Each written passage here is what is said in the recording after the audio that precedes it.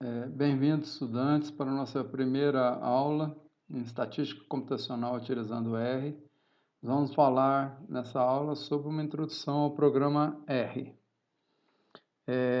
Nessa primeira aula, vou dar algumas dicas gerais do R, do que nós vamos fazer no curso, alguns comandos básicos, bem simplesinho nessa primeira semana. Então, vamos lá. Um sumário desse primeiro capítulo, eu vou falar de uma introdução ao programa R, fazer uma introdução sobre os seus principais comandos. Numa segunda aula, eu vou falar no tópico 3, que é as estruturas de controle de programação, o uso do if, else, do repeat, do while, do for. Isso já numa segunda aula.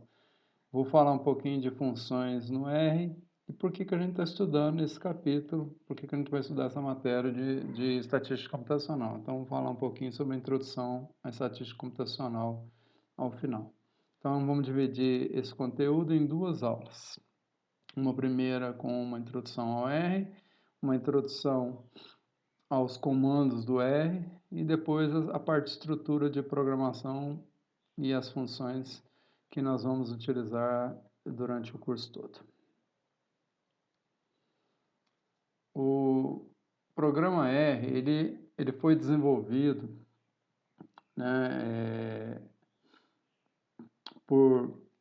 a partir de uma linguagem gratuita baseada no S+. Então, é tipo uma versão gratuita do S+. E ele foi escolhido para ministrar esse curso por uma série de razões. É um programa livre, possui livre distribuição e ainda tem código-fonte aberto. Ele pode ser utilizado em plataformas Windows, Mac, Macintosh, né, e Linux, o Apple lá, e o Linux. Grande versatilidade. Possui inúmeros pacotes já prontos e nos possibilita criar novas rotinas, novos pacotes, novas funções. E com isso a gente consegue desenvolver e ampliar a sua capacidade. Você pode ser um contribuidor do R se você adquirir as habilidades necessárias para isso. Então, nosso curso ele é bem básico, ninguém precisa se preocupar, que nós vamos falar do programa R desde o início, né? Então, vamos falar o que vocês devem fazer. Eu vou seguir a apostila Estatística Computacional que está no meu site e vou disponibilizar o link no campus virtual para vocês. O R é a versão livre, baseada, como eu disse, na linguagem S da versão comercial S+. Então, o R surgiu dessa linguagem comercial S+. E ele é desenvolvido por pessoas do mundo inteiro, porque cada um de nós tem, claro, que tem o R-Core Team, né, que é um núcleo básico, que trabalha direto na base, no núcleo base do R, mas qualquer um pode trabalhar com R, fazendo através da criação de pacotes e contribuindo na forma de pacotes. Aqui na UFRA, no nosso programa, vários professores e estudantes têm pacotes já disponibilizados no R, lá contribuindo. No final do nosso curso, a gente vai ensinar. O objetivo é fazer as funções e no final do nosso curso a gente vai apresentar, se der tempo, se nós avançarmos bem aí, vamos dar uma aula bem simples, sobre a criação de pacotes, fazer uma pequena introdução. Quais são os passos para criar um pacote, mas bem superficial, né? Depois vocês podem, a partir dessa base, evoluir mais.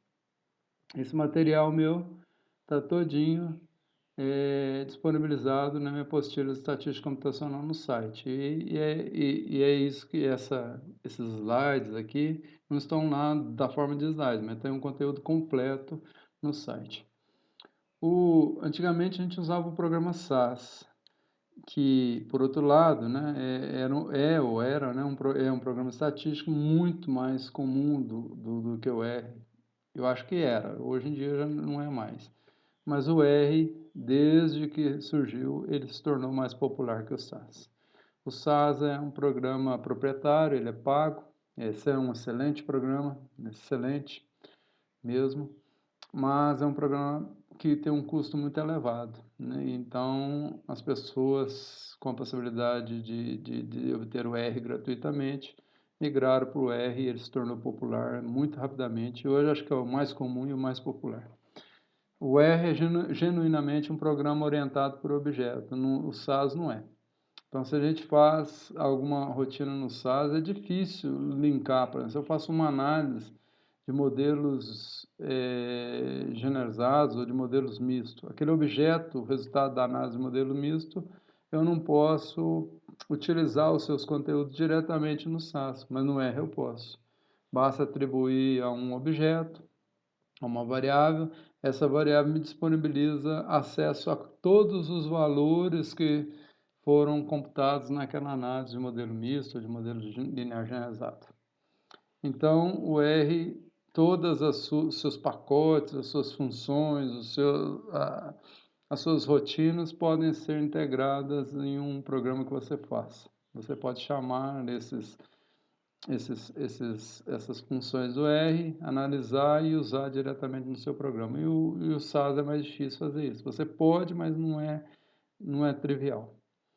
Então, a programação no R ela é feita com muito mais eficiência e versatilidade que você, ao invés de fazer no SAS, por exemplo. A gente poderia usar uma linguagem de programação tipo Pascal, C++, C, Java, mas por que a gente não usa isso? Porque nessas linguagens é muito mais difícil, porque lá se você precisar de uma inversão de matriz, você não vai ter isso pronto, você vai ter que programar. Então você tem que fazer seus programas desde a base, né? Desde o iniciozinho. Se você quer uma simples operação, você tem que programar. É do zero que você tem que partir. E então seria muito mais difícil dar esse curso, ministrar esse curso. Então, como o R já tem uma base pronta, e a gente pode usar essa base para criar novas coisas, ou mesmo para ensinar, né, vocês a criarem coisas que já existem, mas é o que nós vamos fazer na maioria das vezes, mas para vocês aprenderem a programar e aprenderem a desenvolver novas rotinas e entender o que está por trás daquele processo, inclusive, do ponto de vista estatístico. Então, o objetivo desse curso não é muito abrangente, né? A gente vai estudar coisas de estatística, vai programar e vai usar a linguagem R por essas características que ele tem, né? Ser um programa genuinamente com linguagem orientada por objeto, livre, gratuito, popular, com distribuição de código e fonte, né? Então você pode usar o R e você pode abrir o programa R e ver o que está programado por trás e aprender com a programação se você tivesse esse interesse particular. Para problemas que não conseguimos encontrar soluções, o ambiente de programação R nos possibilita criar nossas próprias soluções, né? E isso qualquer linguagem de programação permitiria isso, mas no R é muito mais fácil, porque a gente pode partir de uma base no R, no SAS, só que o SAS não é um objeto, uma linguagem orientada por objeto, é mais difícil de programar. Mas em ambos você pode criar suas próprias soluções a partir do conteúdo já pré-existente que eles já têm e avançar no conhecimento científico a respeito disso. Nosso objetivo aqui, obviamente, é mais limitado, mais simples. Nós vamos dar aulas a respeito de programações simples, ensinando vocês o beabá do início do uso do R para fazer programas para resolver problemas de estatística computacional, simulação principalmente, né, envolvendo simulação. Então, objetivos. Pretendemos apresentar conceitos básicos da estatística computacional de forma bastante simples, como eu disse. Inicialmente, obteremos nossas próprias soluções para determinado método ou técnica e, em segundo momento, mostraremos que podemos ter a mesma solução pronta no R, onde essa estiver disponível. Então, a maioria das vezes, isso é verdade. Nós vamos dizer, vamos fazer uma rotina para gerar realizações de variáveis aleatórias normais. Então, a hora que você terminar esse processo, eu vou mostrar um comando do R que já faz isso. Mas para que eu fiz isso? Primeiro, nós aprendemos o que está por trás da caixa preta. Então, aprendemos detalhes de estatísticas importantes para chegar ali. Aprendemos a programar. A gente pode ter vários caminhos, vocês vão ver que eu vou usar vários artifícios. Se vocês fossem fazer os seus programas, provavelmente usariam outras técnicas que eu não usei, né? Vocês vão usar técnicas específicas, cada um tem uma ideia e se resolver o problema e for correto, não tem problema. Então, tem vários caminhos que podem ser seguidos. Então, vocês vão aprender a programar e aprender conceitos estatísticos e, com isso, vão desenvolver as habilidades necessárias para, no futuro, desenvolver rotinas, funções, pacotes que resolvam problemas mais complexos que não estão ainda no R, né, de algum estudo que vocês venham a desenvolver no futuro de forma teórica, nas suas áreas particulares. Então, particularmente nesse capítulo, nós vamos apresentar algumas características do ambiente da linguagem R para implementarmos as nossas soluções, né? Então, como é que o R fez? Aí depois a gente pode abrir e mostrar para vocês. Em muitos casos a gente vai fazer isso, a gente vai abrir não só a função, mas a gente vai abrir o que ela faz, quando é possível fazer isso. Quando estiver programada em linguagem R. Porque às vezes ela é programada em C, em Fortran e compilada no R. Então, o R permite isso também, que você faça rotinas em outras linguagens e com isso as rotinas se tornam mais eficientes. Nosso curso não pretende dar soluções avançadas, né, igual eu disse, de eficiência máxima para os problemas que abordaremos. Não é nossa intenção fazer isso. Mas propiciar a vocês, estudantes, um primeiro contato com essa linguagem R, que é equivalente à linguagem S, do S+. Então, se alguém aprender R, facilmente migra para o S+. E também propiciar contatos com problemas da estatística computacional e das suas soluções, né? Problemas simples, como eu disse. Aspectos importantes. A linguagem R é um dialeto da linguagem S, como eu disse. Então, ela foi desenvolvida a partir do S, que é a linguagem que gerou o software comercial S+, que foi desenvolvida em 1980 e se espalhou pela comunidade científica desde então. A desvantagem é que o R não é um programa fácil de aprender. Isso não é. Então, você abre o R, abre o SAS, não tem um roteiro ali, mas você tem documentações aos milhares, aos milhões na internet, né? Então, a minha apostila é um exemplo dessas documentações, ou de terceiros ou do próprio pessoal do R, do Arcortime lá.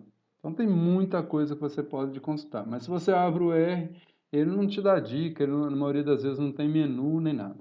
E as pessoas que estiverem nesse curso aqui também com intenção de aprender o R para fazer análise estatística, não é o curso. Não é isso que nós vamos fazer aqui. Nós não vamos fazer análise estatística. Isso aí é recursos computacionais. Era uma outra disciplina que eu ministrava, depois passou para outros professores, e eu até cheguei a criar a apostila em R, mas nunca utilizei o R para lecionar estatística computacional.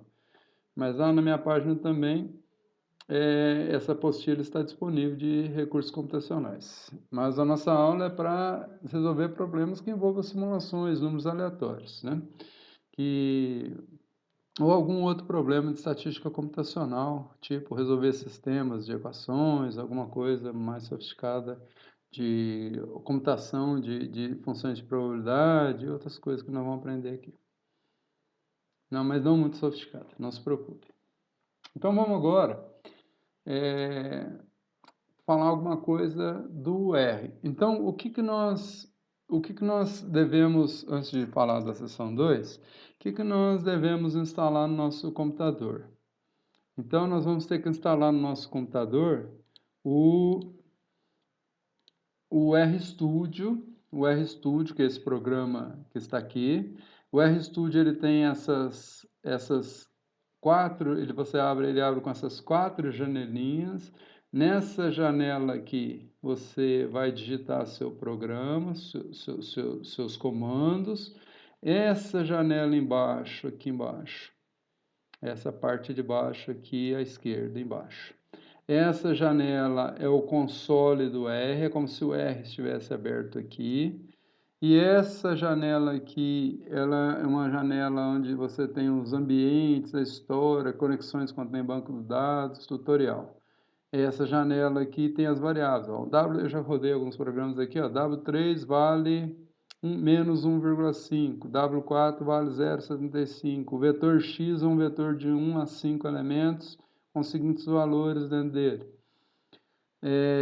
E essa parte aqui embaixo você pode instalar pacotes, auxílio e outras coisas mais nessa janelinha.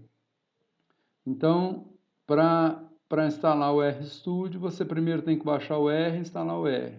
Depois você baixa o RStudio para a sua plataforma, acredito que a maioria usa o Windows, e instala o RStudio.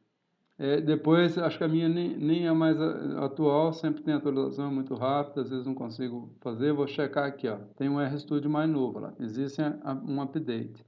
Tem um RStudio 1.3.10.73 e eu estou usando 1.3.959. E eu vou ignorar, lembrar mais tarde, não vou fazer a atualização agora. Então, o RStudio é o programa que nós devemos instalar para usar. Quando tem esses joguinhos da velha aqui, ó, símbolo de hashtag, né, mais moderno para vocês aí, quando vocês usam esse símbolo de joguinho da velha, símbolo de número, tudo que estiver na frente dele, eu vejo que está verdinho aqui, tudo que está aqui na frente é um comentário. Aqui um comando, X recebe esse sinal aqui, ó, de menor e um tracinho, o hífenzinho, esse sinal de tracinho e hífenzinho é o sinal de recebe. Isso aqui eu posso substituir, são dois sinais, né? Menor e um tracinho. Eu posso substituir por igual, né? Igual, o R aceita igual. E aqui na frente tem uma explicação do que ele faz. Cria um vetor tamanho 5. Já adiantando aqui, como é que eu utilizo o RStudio, então, quando eu abrir o RStudio, ele abre o R automaticamente e coloca o programa R aqui. Então, se eu der um Ctrl, apertar o Ctrl Enter do meu teclado, veja o cursor está piscando na linha do vetor X. Ou, se eu quiser, eu posso marcar a linha do vetor X, ou quantas linhas eu quiser. Quando eu der um Ctrl Enter, ele executa o comando aqui, ó. Veja que ele passou para cá, é o Ctrl Enter no RStudio. Se eu, na linha de baixo agora, onde está escrito X, está escrito lá, imprime o vetor específico, que é o X. Se eu dou um Ctrl Enter, ele vai imprimir o vetor X, eu vou explicar esses comandos já já. Ele criou o vetor X na linha de cima e imprimiu. E assim por diante. Eu posso marcar o bloco todo e rodar o programa inteirinho. Não interessa o que ele vai fazer aqui, que eu não vou explicar isso agora. Mas então aqui, ó, rodou todo o programa. Se eu clicar na janela aqui embaixo, dar um Ctrl L, ele me limpa o conteúdo. Ok? Então, Ctrl Enter, linha por linha, ou marco um bloco e dou um Ctrl Enter, ele roda o bloco inteiro, executa o bloco inteiro, a execução sai aqui embaixo. Se eu precisar de alguma ajuda, eu digito aqui. O que é o comando C? Concatenate. Não sei se ele tem esse concatenate. Não tem. O que é o comando, por exemplo, um comando de range? O comando C é muito específico, talvez não tenha help para ele. Range of values, um comando muito simples. Então, range of values. Então, ele dá o help, ó. Range retorna um vetor contendo o mínimo e o máximo de todos os argumentos fornecidos. De todos os argumentos. Então, você vai usar o uso range, você entra com alguma coisa, aqui tem uma que não tem dados faltantes, sei lá o quê, que você deve omitir os NAs quando não tem não avaliados, dados não avaliados, se estiver escrito no seu arquivo NA ou no vetor. Bom, e mais embaixo na janelinha de help, você tem exemplo que você pode copiar Dá um copy aqui, ó, cliquei lá direito, colar ou na janela de cima para executar ou na janela de baixo, já direto. E ele roda o exemplinho que está aqui. Aqui é só para ilustrar para vocês. Vou limpar isso aqui. Tá? Então, qualquer dúvida, help aqui. Instalação de pacotes, você pode instalar aqui um pacote, escolhe um pacote, MCP, não sei o que. Então, Multi-Comparison Procedures. Você pode, MCP Testes. Você pode instalar esse pacote aqui. Você manda instalar, ele vai, se você estiver conectado com a internet, aqui eu estou, ele vai instalar os pacotes e as dependências. Pronto, está instalado o pacote MCP. Então, se você vier aqui, você vai encontrar o pacote MCP em algum lugar aqui. No M, né? Provavelmente. MCP testes. Se você faz isso, você aciona ele. Se você clica aqui, ele executa. Ele chama o help aqui. É isso que esse pacote faz. Você tem... Então, o uso gráfico para pacotes MCP, tá? Então, se você vem aqui, quem que é esse pacote? Do Ben David, que é um orientado meu e meu, tá? Então, um pacotinho que nós desenvolvemos, por exemplo. Então, nós estamos contribuindo com R para fazer as interfaces gráficas para comparar procedimentos de múltiplas comparações. Beleza. Voltemos ao nosso slide. Então, vamos falar então agora dos comandos no programa R para a gente aprender um pouquinho. Então, essa primeira semana vai ser esse primeiro contato, vocês vão baixar o R, vão baixar a apostila, vão baixar o RStudio, vamos executar esses programinhas simples, fazer essas coisas aí nessa primeira semana. Eu vou postar posteriormente, durante a semana, a segunda videoaula com o restante desse capítulo. Depois, provavelmente, vamos fazer um teste ao final, talvez de múltipla escolha, ou então se eu dou uma atividade para vocês fazerem exercício, ainda não decidi como vai ser as atividades, não. Então, vamos lá. Depois eu volto a falar disso, eu mando e-mails, né, no chat lá para todo mundo. No R, os símbolos ou variáveis são objetos e podem ter as mais variadas estruturas. Então, toda variável que a gente fala num programa que você está desenvolvendo códigos, no R, toda variável ela é um objeto, tá? E esses objetos eles podem ser vetores, matrizes, data frames, né, que são bancos de dados, listas, funções, expressões e muitos outros objetos que existem no R. Vamos descrever alguns de forma bastante resumida, gradativa, desses objetos, ok? As instruções R devem ser preferencialmente escritas em um editor de texto como bloco de notas ou no RStudio, aquela janela à esquerda em cima.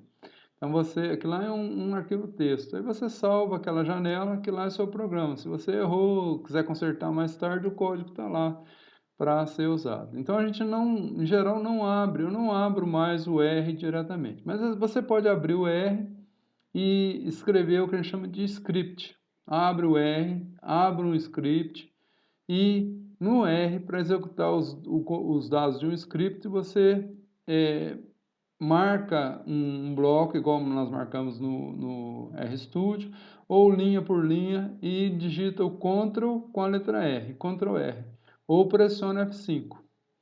Então, no R, quando você está em uma janela de script, você dá o Ctrl R ou tecla F5 em linha por linha ou num bloco marcado, igual eu marquei lá no RStudio para vocês verem, e ele vai executar no console do R os comandos que estão naquelas linhas. Eu acredito que a maioria de vocês já deve saber isso, né? Essas coisas básicas que eu estou falando. Mas se alguém não souber, eu estou passando bem detalhado, bem beabazinho mesmo, né? É o início. Então, quem não sabe nada não fica ansioso. Logo, logo vai começar a se habituar com essas coisas. Cada linha, ela deve conter uma função, uma atribuição ou uma instrução. Então, a gente vai ter linhas de comando. A gente pode colocar para aquela linha fazer uma determinada função, determinada atribuição ou uma determinada instrução que a gente vai falar. Nós podemos digitar mais de uma instrução por linha, se a separarmos por ponto e vírgula. Então, se eu quiser colocar mais de uma instrução por linha, eu posso pôr. Desde que entre um comando e outro comando, entre uma instrução e outra instrução, haja um ponto e vírgula. O R, ao encontrar um ponto e vírgula, ele fala, opa, aqui vem outra instrução. Do mesmo jeito, o R, ao encontrar uma nova linha, um comando de fim de linha, ele vai passar para a próxima linha, ele vai falar, opa, na linha que vem, provavelmente vem uma nova instrução. Por que provavelmente vem? Porque às vezes eu tenho uma instrução em mais de uma linha. Isso é comum também. Não é comum, mas pode acontecer. Então, em geral, eu ponho uma instrução por linha, mas uma instrução pode ocupar mais de uma linha. Quando termina uma instrução, se tiver outra instrução na mesma linha, eu tenho que pôr um ponto e vírgula.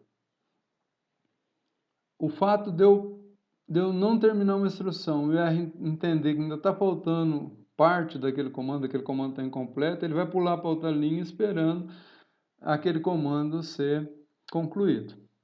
Se ele não achar o fim do comando ainda, daquela instrução naquela linha, ele passa para a próxima linha. A hora que ele achar o fim daquela instrução, aí ele muda para outra linha e já falando, ó, na próxima linha eu já vou encontrar uma nova instrução. E assim começa o processo. Então, à medida que você vai executando as linhas, você vai tendo novas instruções, novos comandos.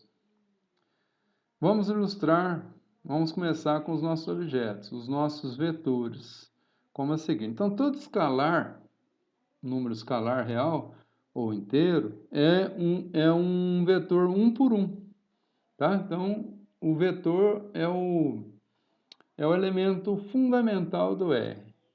O vetor é o início, a base de tudo. Então, vamos falar dos vetores. Os vetores são compostos de células contíguas de dados homogêneos. Se você tiver só um dado, você tem um escalar. Ele é um vetor 1 por 1. Os vetores, eles podem ser de vários tipos, como, por exemplo, lógicos. Então, são dados homogêneos, mas pode ser dados lógicos, verdadeiro e falso. Em inglês, true and false. Então, nós teríamos um vetor true, true, true, false, false, false, true, false, alguma coisa desse tipo. Então, um conjunto de células contíguas de valores true e false.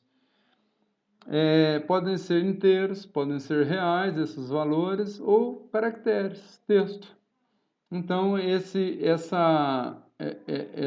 os vetores eles têm que ter o mesmo tipo. Não podemos criar um vetor com tipos diferentes. Né? É um vetor que tem parte real e parte lógica, por exemplo. Ou parte texto. Não faz sentido. A maneira mais simples de criar um vetor então, esse símbolo que está aqui é o promptzinho lá do R.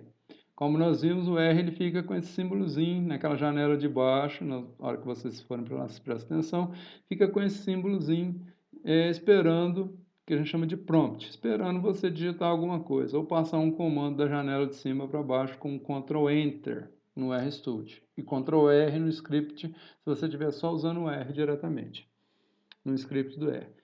Aí você... Em geral, a gente não digita isso no prompt do R. A gente digita isso no console do R, não. A gente digita isso a partir dessa posição que está marcada aqui. Só esse texto que está marcado aqui. No script do RStudio ou no script do R. Num arquivo texto. Pode ser até o bloco de nota, depois eu abro via RStudio. Se você optar por isso. Ninguém faz isso, né? Você vai usar o RStudio, ele já tem um próprio, entre aspas, bloco de notas lá. Então, esse comando aqui me diz, o objeto X vai receber esse símbolo aqui, ó, de menor tracinho, poderia ser um igual no lugar disso aqui, então eu digito o sinal de menor e o tracinho do teclado. Então, x recebe, aí vem o comando do vetor. O C é um comando, é uma função do R, que nós vamos aprender a construir. Então, para criar um vetor, eu já estou usando uma função aqui implicitamente. Então, o C é a função chamada concatenate. Concatenate. Então, ele fala concatenate. Aí, eu abro parênteses, uma função geral, você vai entrar com os argumentos, eu vou entrar com os argumentos dessa função. 5, 1,5. Se eu parasse aqui, então eu fecharia o parênteses e encerraria esse comando.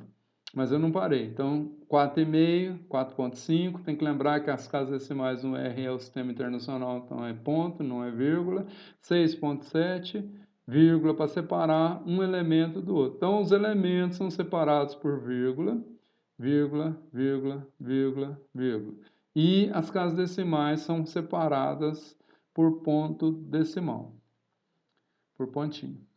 Até o 3,1. Ao finalizar, eu fecho parênteses, indicando que essas quantidades separadas por vírgula aqui deverão ser concatenadas e quem vai receber isso é o objeto x, que é um vetor que nós estamos criando. Então, o comando para criar um vetor é o C de concatenação, de concatenate em inglês. Então, essa instrução faz com que concatenemos os 5 elementos anteriores com a função C, concatenate, concatenação em português, e o resultado é um vetor de tamanho 5. Nós podemos acessar qualquer elemento deste vetor utilizando a instrução. Se eu digitar lá no console do R, ou então no RStudio, isso aqui, x, abro colchete, j é um valor de 1 até 5, então, por exemplo, x5, ele vai me retornar o 3,1. X, abre colchete, fecha colchete com 1 aqui no meio, então ele vai me retornar o 5. Então, j é um valor entre 1 e 5. Então, x1, ele me retorna 5. x2 me retorna 1,5. Então, o valor que tiver aqui é o valor que deve acionar, porque o vetor ele tem várias células. É o número da célula, que nesse exemplo é de 1 a 5. É o número da célula do vetor que eu quero imprimir. Então, se eu digito x alguma coisa aqui, com um número específico no lugar desse j, de 1 a 5, ele vai me dar um valor. Se eu digitar um número maior que 5 ou menor que 1, ele vai me dar uma mensagem de erro falando que não existe aquela posição, porque o vetor ou excedeu ou é um número que não faz sentido para o vetor, que é anterior da primeira posição. Ele começa de 1 até o limite máximo. Um outro comando para vetor é o length de x. Eu criei o objeto x. Se eu quero obter o tamanho, o comprimento desse vetor, eu uso o comando length. Length é o tamanho do vetor x. Então, se eu digitar isso aqui e der um Enter lá no console, ou então se eu digitar isso aqui no RStudio, lá numa linha, e dar um Ctrl Enter nessa linha, ele vai jogar isso para o console desse jeito.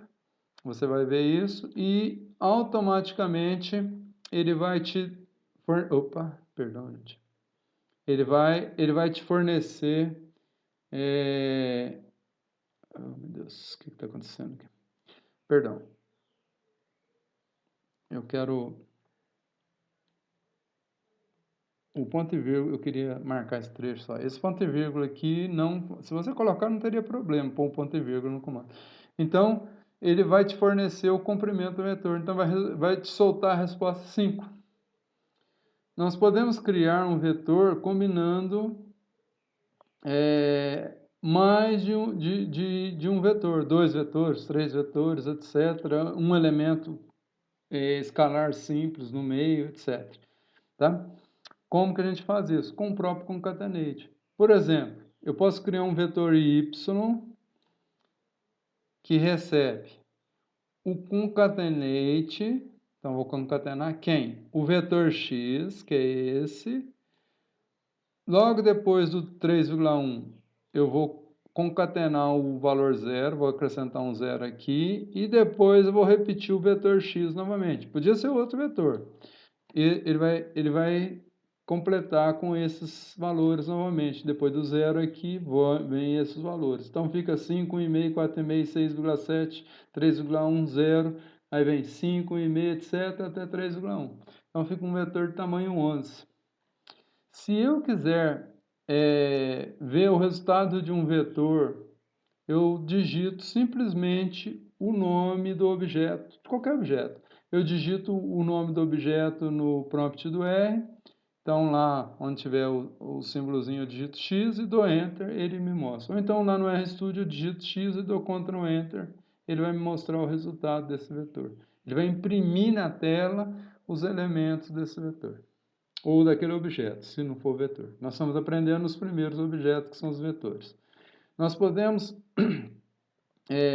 criar, então, combinar vetores existentes com outros vetores, com o mesmo vetor, com um elemento escalar. Se no lugar de 0 eu colocasse 1, colocasse menos 1, então intercalaria quantos objetos. Se eu quiser concatenar aqui mais um valor a 0,1 depois do x, aí eu posso fazer isso à vontade, do jeito que eu quiser. Outro aspecto que devemos esclarecer é que as atribuições, né, esse comando de atribuição aqui, ele também pode ser o igual. Em linguagem tipo Pascal, essa atribuição é igual, dois pontos igual. Em algumas outras linguagens é só igual, acho que Fortran, por exemplo, é só igual, né? Então tem várias formas de atribuições diferentes dependendo da linguagem. No R a gente usa o sinal de menor tracinho, menor hífen e o igual. Tá? Então, no R é muito comum usar esse símbolo aqui, que são, na verdade, dois símbolos, né, de atribuição. Y, como se fosse uma setinha apontando para o Y. Recebe esse resultado dessa operação, da função concatenate. Concatena o x com 0 e com o próprio x depois. Então, ele vai criar um vetor de tamanho 11. Que ele era originalmente tamanho 15, e vai jogar o resultado num vetor tamanho 15. Aqui uns exemplos de criação de vetores nesse programa. Então, nós temos x, concatenação do elemento 2, 3, 4, 5.1 e 3,2. Então, x recebe o resultado dessa concatenação. Então, ele cria o vetor de tamanho 5 com os elementos que foram, perdão, os elementos que foram apresentados aqui. Aqui, o comando x vai imprimir no console o resultado do vetor x. Aqui, vou concatenar o y com o x, o 0, o 1 e o x. Então, veja que eu fiz uma concatenação com dois escalares aqui, o x no início, todo o vetor x, e o x no final. Vou imprimir para ver o resultado. Então, põe o nome do objeto sozinho aqui, dou Ctrl Enter, ele vai mostrar isso. Aqui eu estou criando um novo vetor z.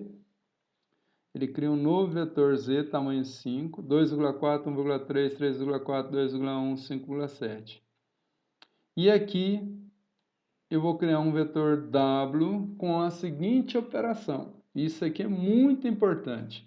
Então, o vetor w, ele vai ser 2 vezes x. Então, o que ele faz? 2 vezes x. Então, ele vai multiplicar cada elemento do x por 2. Né? Então, é uma operação matricial simples. Vou somar a esse resultado, 4 mais 2,4.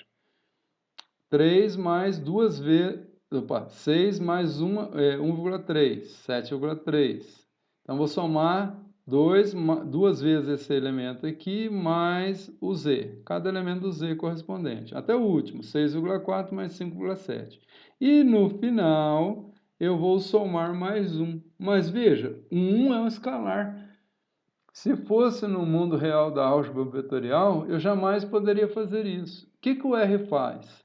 Você vai somar em vetores que têm dimensão 5. E no R não tem ser vetor linha, ser vetor coluna, tá? Não tem essa distinção. São vetores. Para ele não importa se é linha ou se é coluna. Não tem essa denotação.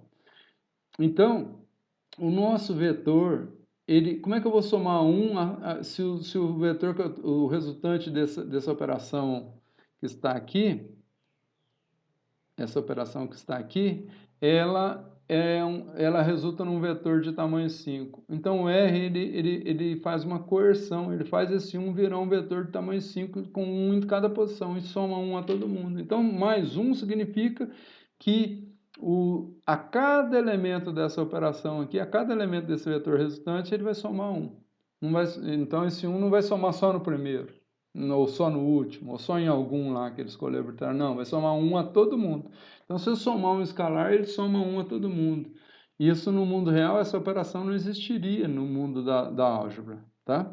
Da álgebra matricial e vetorial. Mas aqui no R é possível. Então, é muito perigoso você usar o R sem saber direito o que ele faz. Ele permite você fazer coisas que na álgebra seria impossível. Como é que eu vou somar um vetor? Não são conformáveis para soma.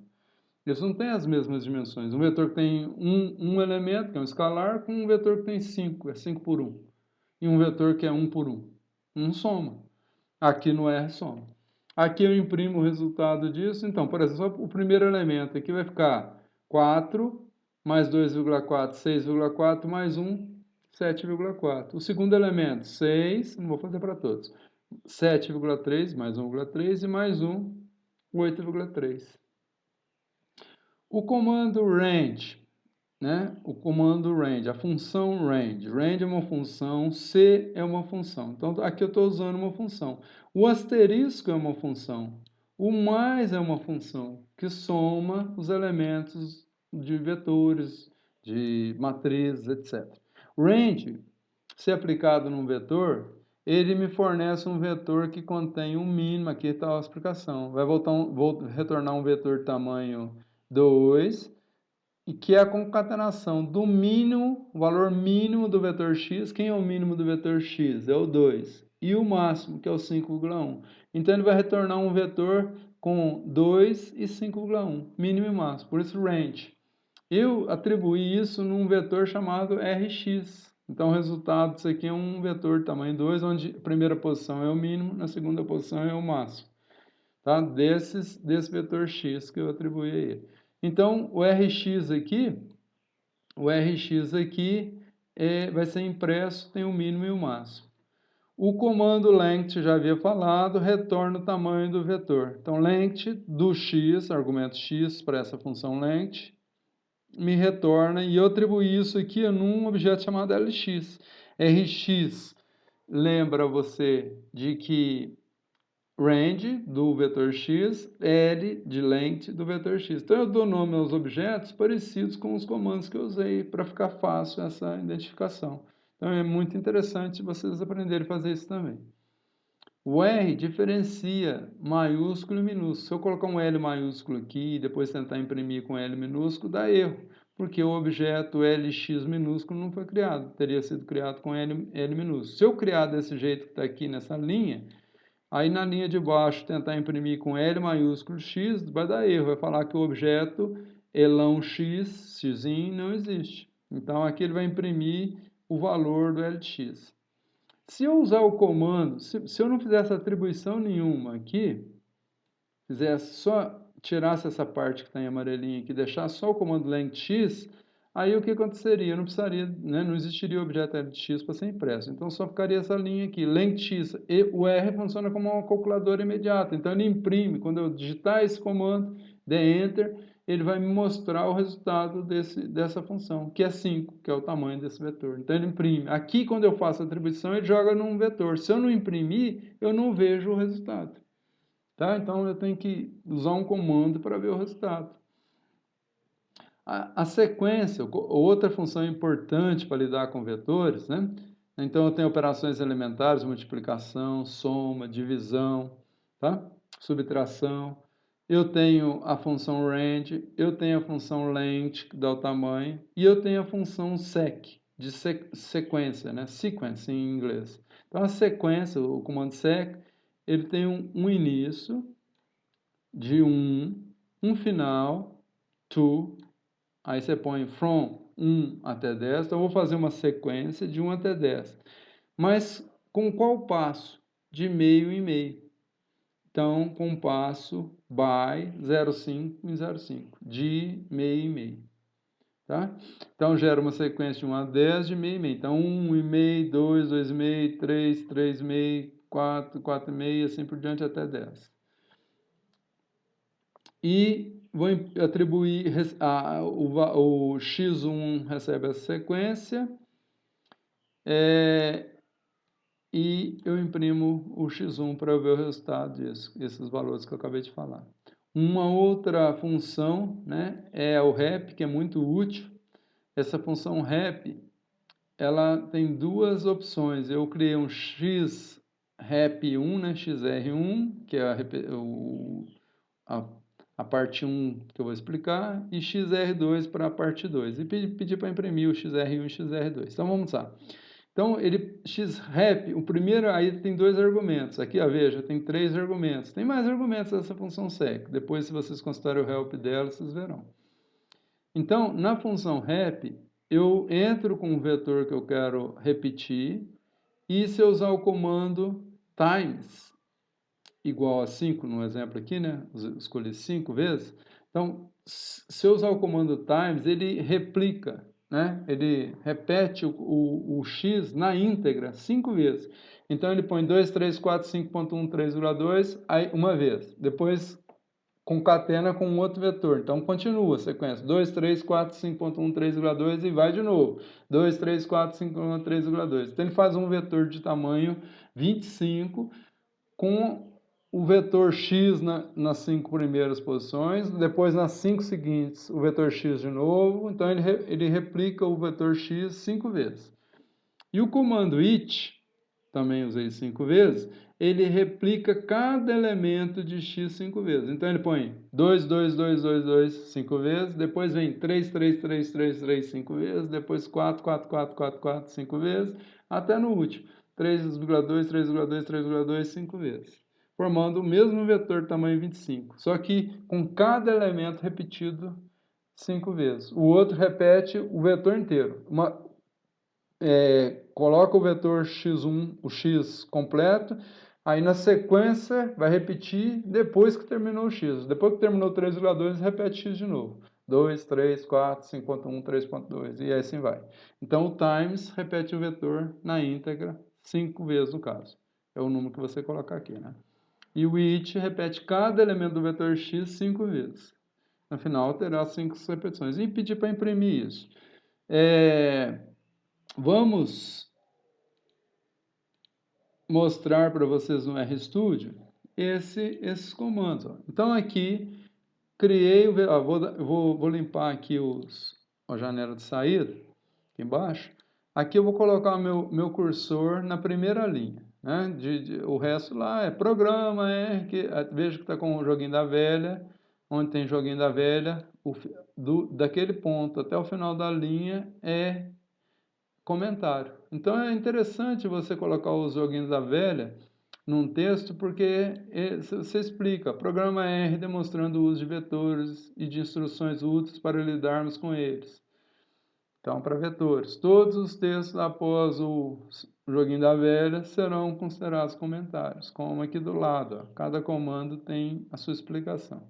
Então, se eu põe o cursor na primeira linha, do x recebe o vetor. Então, criei o vetor x. Onde que ele apareceu? Nada, está na memória do R. Se você procurar o vetor x, olha lá, está lá na memória do R, aqui, ó, do lado direito, aqui no alto. O vetor x com esses elementos. Se eu quiser ver aqui no console, estou na segunda linha, eu dou Ctrl Enter. Aí ele imprime no console esse resultado. Vocês estão vendo aí, está marcado aqui. Então, para eu ver o que ele atribuiu a um objeto, ou eu uso a parte ambiente, essa aba ambiente aqui, em que eu tenho todos os objetos criados, já rodei isso aqui, por isso estão todos na memória, e eu posso ver o vetor aqui, tá? O vetor x com os valores dele. O vetor y, vou criar, veja que ele concatena o x com 0, depois com o escalar 1, depois com o x de novo. Então, vamos ver o resultado imprimindo. Veja aqui, ó, o x até aqui, aí ele colocou o escalar 0 e o escalar 1, concatenou, depois repetiu o x novamente aqui. Foi o que nós fizemos. X, 0, 1, X. Como era real, veja que apareceu o caso decimais na impressão aqui para o 0 e para o 1. 0.0 e 1. Meu cursor lá em cima está no Z. Eu dou Ctrl Enter, criou o vetor Z. Veja, se eu rodar, vou marcar aqui para vocês verem. Ó. Veja que eu marquei o 2. Vou marcar aqui. O 2 vezes x mais z. Então, se eu rodar dessa forma aqui, dar um Ctrl Enter no que está marcado, ele vai funcionar como uma calculadora. Ele vai calcular isso e imprimir. Então, veja. 2 vezes 2, 4, mais 2,4, 6,4. Deu o primeiro resultado. Ainda não somei 1. Veja, quando eu somar 1 lá, o 1 aqui, o R vai somar 1 a cada um desses elementos aqui. Então, quando eu fizer isso no vetor W, vou imprimir, olha lá, 6,4 mais 1, 7,4, 7,3 mais 1, 8,3, e assim por diante, até o 12,1 mais 1, que dá 13,1. O comando range, ele vai pegar o menor valor e o maior valor, como eu disse, era o 2, o menor valor do vetor x, ó, 2, 3, 4, 5.1 e 3,2, o menor valor é o 2 e o maior é o 5,1. Então, o range é um vetor de duas posições, na primeira tem o 2, na segunda tem o 5,1. Vou escrever aqui daquele jeito que eu falei para vocês, ó, Rx na posição 1. Quem que ele solta? Quem está na posição Rx na posição 1? O valor 2. Quem está na posição 5? Opa, na posição 2, o 5,1. O x lá, se eu quiser, quem está na posição 4 do x? O 5,1. Se eu quiser uma posição que não existe no x, posição 6, o que será que vai acontecer? Ele vai soltar um not available, NA. Então, não está disponível o valor 5, a posição 6 do vetor x, porque ele é de dimensão 5.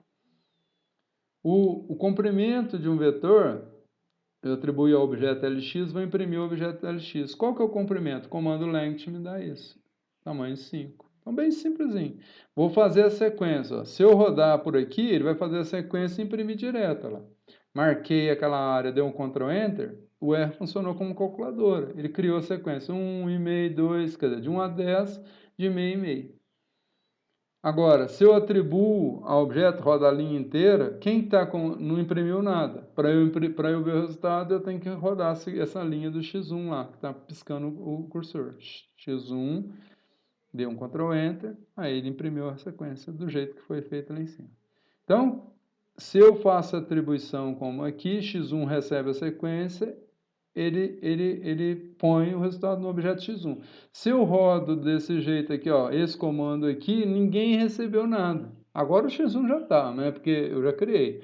Mas se eu faço isso, não atribuindo a ninguém, rodando só aquele trecho que está marcadinho ali, o R imprimiu. E se eu quiser, no futuro, pegar esse vetor dessa sequência? Onde está? Está perdido. Porque uma vez executado o comando, não está em objeto nenhum, não está armazenado em objeto nenhum, nenhum objeto recebeu, não foi o caso aqui, o X1 recebeu. Os exemplos do rep, então vamos ver, ó, X1 repete o vetor na íntegra, ó, 2, 3, 4, 5.1, 3,2, aí começa a repetir o vetor de novo, ó, os mesmos valores, isso 5 vezes, até a última repetição, que é a quinta.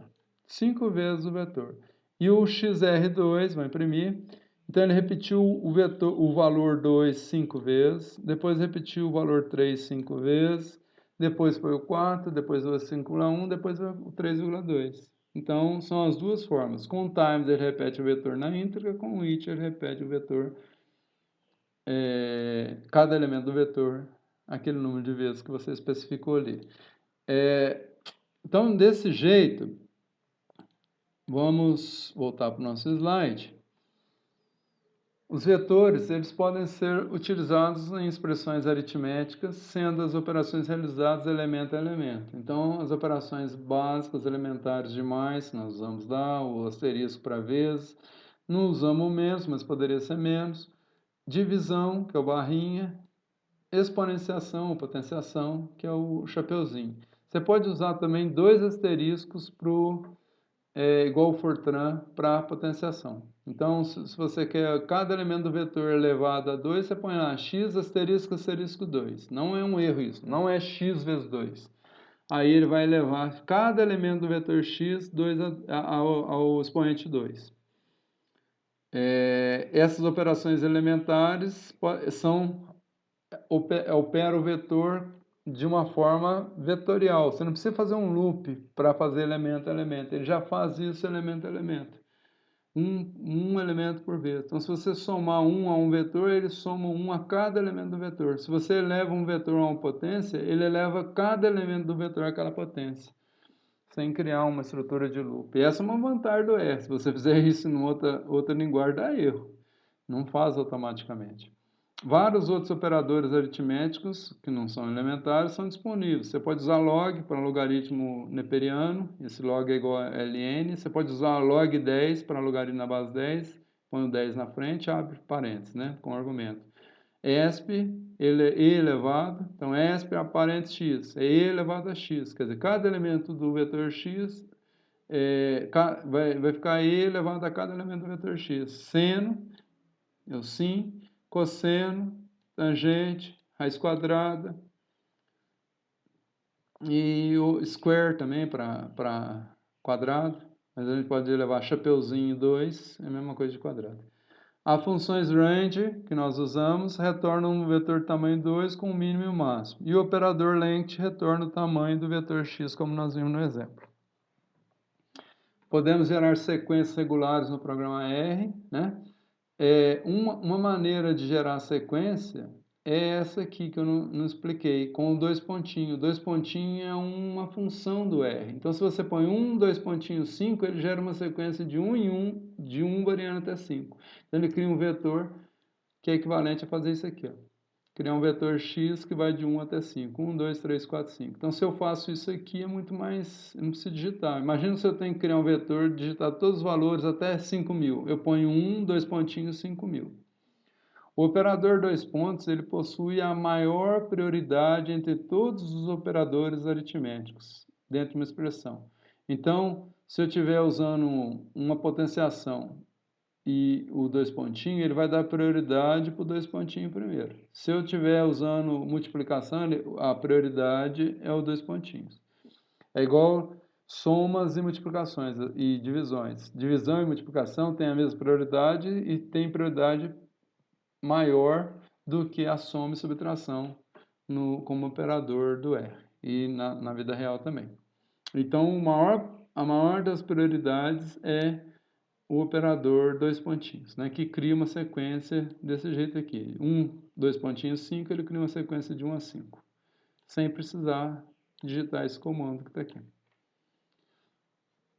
Assim, um exemplo aqui, 2 vezes 1, 2.5, o que você acha que vai fazer? Então, ele vai criar a sequência de números de 1, 2, 3, 4, 5, e depois que ele vai multiplicar, porque a prioridade é essa. Então, ele vai criar 1, 2, 3, 4, 5, e depois multiplicar cada elemento, porque o R trabalha vetorialmente, cada elemento do vetor criado, 1, 2, 3, 4, 5 por 2. Então, 1 vira 2, o 2 vira 4, o 3 vira 6, porque está multiplicado por 2, o 4 vira 8 e o 5 vira 10. Então, o resultado disso é esse vetorzinho de 2 a 10. 2, 4, 6, 8, 10, de 2 em 2. Se queremos uma sequência que se inicie em 2, né? Se eu quisesse que começasse em 2. É claro que eu poderia pôr 2 pontinhos, 5. Mas vamos supor que eu quisesse usar a operação de vezes, igual está aqui. Então, essa aqui nós vimos que não vai de 2 a 5, ela vai ser essa sequência. Então, se eu quisesse começar em 2, terminar em 5 e passo 1, o que eu deveria usar? Para tirar a prioridade, eu uso parênteses. Então, primeiro ele vai fazer o que está no parênteses, 2 vezes 1, 2. Depois ele vai fazer a sequência. Então, o resultado daqui até 5, ele vai criar a sequência. Então, 2, 3, 4, 5. Então, esse é o resultado final. Totalmente diferente se você não usar parênteses, que vai criar a sequência de números pares aqui. 2, 4, 6, 8, 10. A instrução x1, né? Ela tem um início até 10, from to 10, de meio e meio. Então, gera uma sequência, igual nós vimos lá, 1,5, 2, 2,5, etc., 9,5 até 10. A gente pode usar isso aqui, ó, porque o primeiro comando do sec é o from e o segundo é o to, by 0,5. Então, eu não preciso pôr o from igual e o to igual. O primeiro argumento já é o from, ele já automaticamente, quando eu ponho na sequência aqui, 1 é o from, o 10 é o to. Então, eu faço do mesmo jeito, isso aqui gera a mesma sequência de 1 até 10 de meio e meio. Se o limite da sequência não for um múltiplo exato do passo, então R produzirá uma sequência que irá finalizar no múltiplo mais próximo, mas inferior ao limite superior. Por exemplo, se eu coloco 9,7, ele vai parar no 9,5, porque o próximo da sequência seria o 10 e ultrapassa 9,7. Então, se eu ponho 9,7 aqui, ele vai fazendo e vai parar no 9,5, que é um dos múltiplos da sequência, mas que não ultrapassa o 9,7, que é o limite máximo. Então, não necessariamente termina no limite máximo se ele não for múltiplo, né, não coincidir como sendo o múltiplo daquele passo que está sendo usado. Uma outra instrução que nós vimos, né, da sequência lá, o valor inicial e o tamanho do passo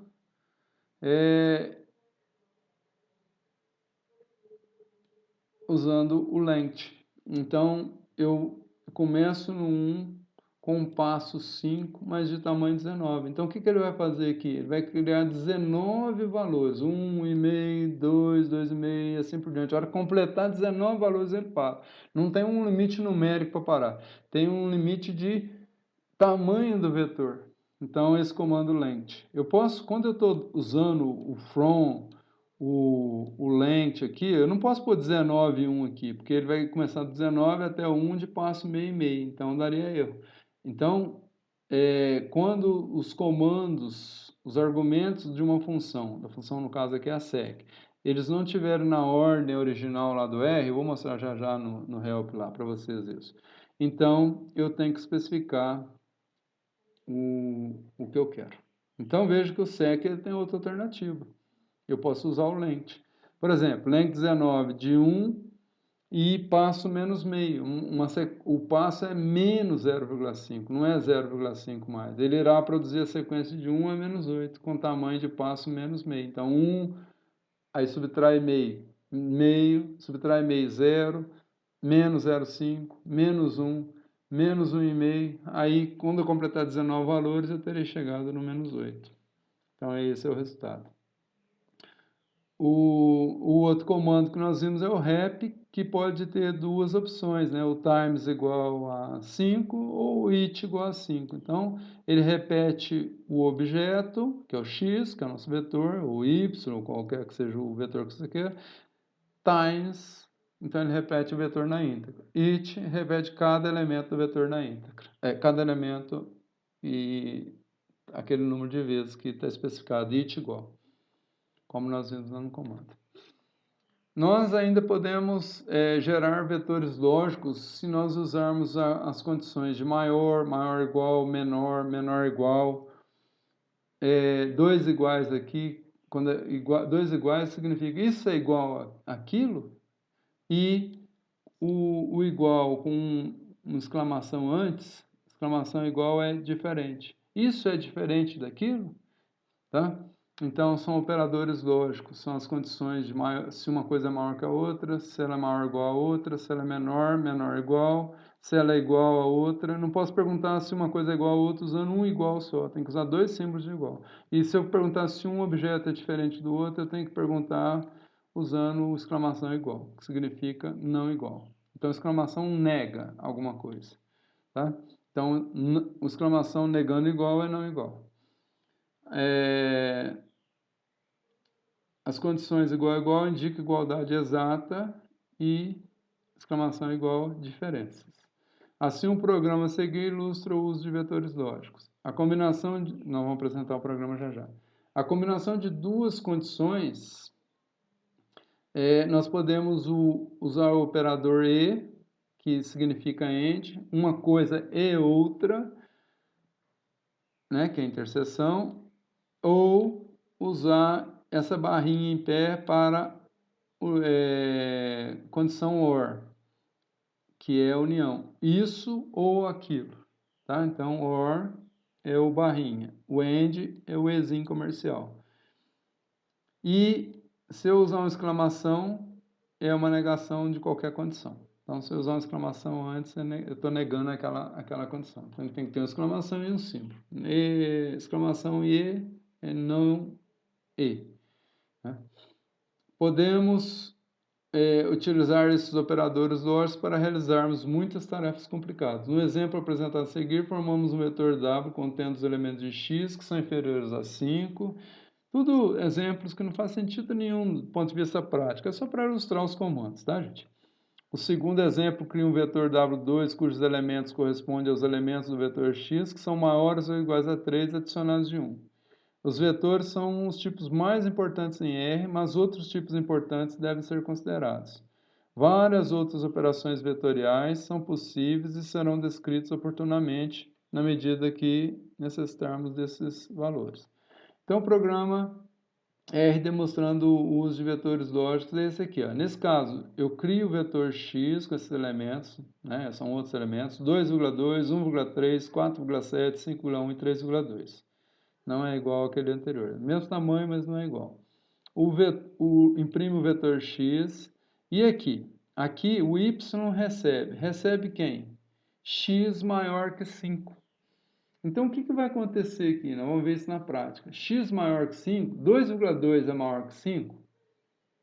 Então, quando eu faço essa condição aqui, 2,2 é maior que 5? Não é, é falso. Então, ele vai pôr falso. 1,3 é maior que 5 é falso. 4,7 é maior que 5 é falso. Só aqui que é true. Então, ele vai ficar false, false, false. E o y vai receber x sendo maior que 5. Então, ele vai receber esse vetor lógico de false, false, false, verdadeiro, falso. Tá? Então, ele vai imprimir o y, vocês vão ver isso. Aqui eu vou negar o y. Vou criar um vetor. Então, onde era false, vira true. Então, se eu exclamação y, estou negando o que era antes. Não false, true. Não false, true. Não false, true. Não true, false. Não false, true. Então, onde era false vira true, e onde era true, que é onde está esse 5.1, vira verdadeiro. E aqui eu vou imprimir o z, vocês vão ver o z está com sinais opostos, valores opostos, valores lógicos opostos ao do y. O vetor w, o que ele faz? Ele vai receber o x onde o x é menor que 5.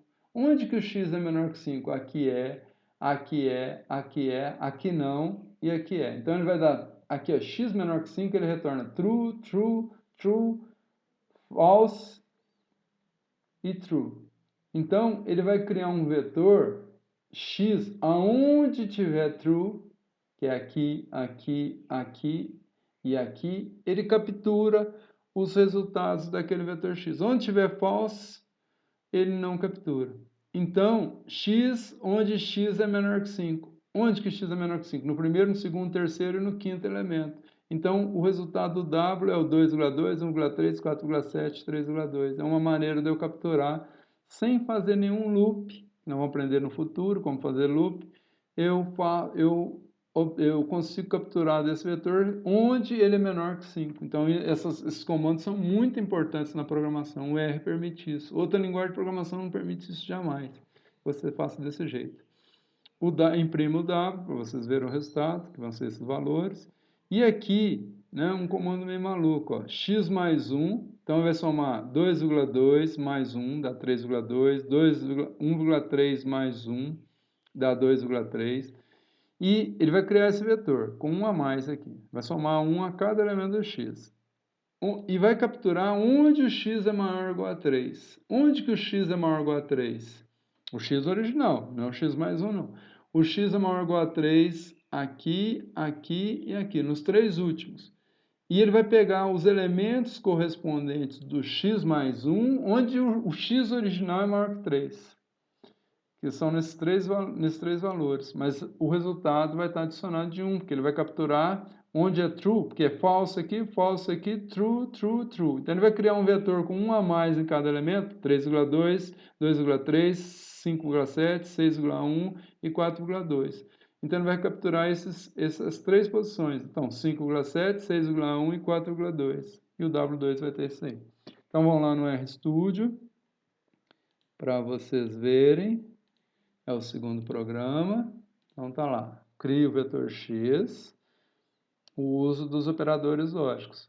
Veja aqui, ó, eu vou imprimir diretamente, vou rodar o comando que está marcado. Dou Ctrl Enter ali. Então, ó, false, false, false, true e false. Como eu atribuí isso no Y, o Y que vai estar com esse resultado. Y recebeu onde X é maior que 5. Mas eu estou comparando X com 5, então é lógico. O Z vai negar isso. Então, onde era false, fica true, onde era false, fica true, false, true, e onde era true, ficou false. E onde era false, ficou true. Então, o Z é a negação. Com exclamação, eu nego o resultado que está lá, quando eu estou fazendo a operação lógica. Então, aqui ele cria uma máscara, ó, X menor que 5. X menor que 5 em todas as posições, exceto na 5.1. É falso só na 5.1. E ele vai pegar no X, onde o X é menor que 1, com essa máscara. Onde que é verdadeiro? Na primeira, na segunda, na terceira e na quinta posição. Então, o resultado é o vetor 2,2, 1,3, 4,7, 3,2, porque na posição 4 é falso.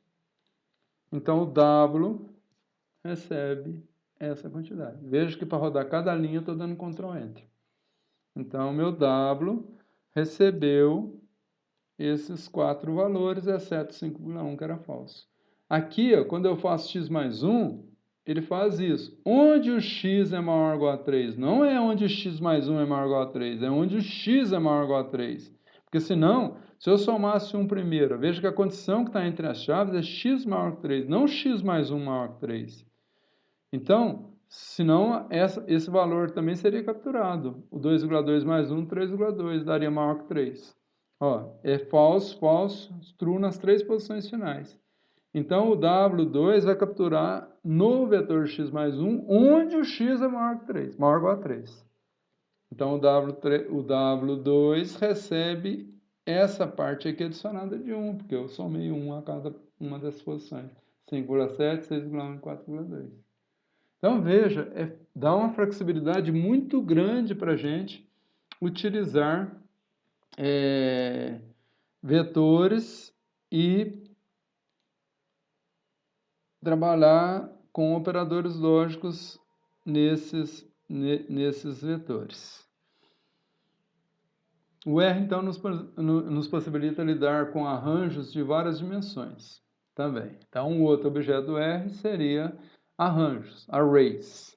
O que nós vamos trabalhar no nosso curso aqui, eu tenho arrays de 2 dimensões, que são as matrizes, de 3 dimensões, que são arrays, né? 4 dimensões, 5 dimensões, quantas dimensões eu quiser.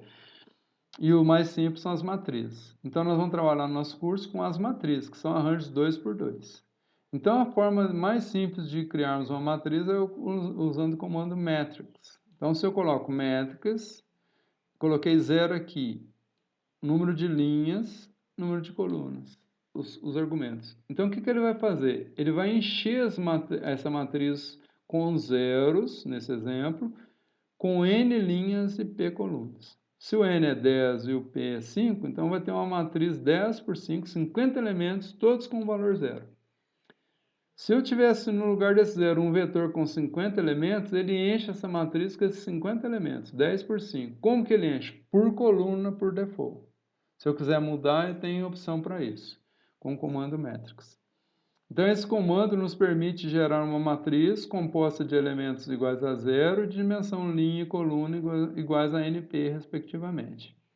As colunas dessa matriz A são preenchidos, os elementos dessa matriz A são preenchidos, atribuindo, por exemplo, na linha I, na coluna J, o valor 10. Por exemplo, A e J recebe o valor 10. Variando-se o índice, né, I e J aqui, e o valor, você atribui todos os valores da matriz. O outro jeito é colocar um vetor aqui e, por exemplo, se eu tiver 50 elementos nessa matriz, um vetor tamanho 50, eu falo para ele preencher as 10 linhas e 50 colunas com os valores do vetor. E ele vai preencher a coluna 1 primeiro, as 10 linhas, depois ele pula para a coluna 2 e continua. Então ele gasta os 10 primeiros elementos na coluna 1. Elemento 1, elemento 2, elemento 3 até a última linha, na 10ª linha. 10 primeiro elemento vai para a primeira posição na segunda coluna. E assim vai até a 20ª posição. Aí na 21ª ele já passa para a terceira coluna. Então ele preenche por coluna por default, por padrão. Alguns operadores com matrizes, né,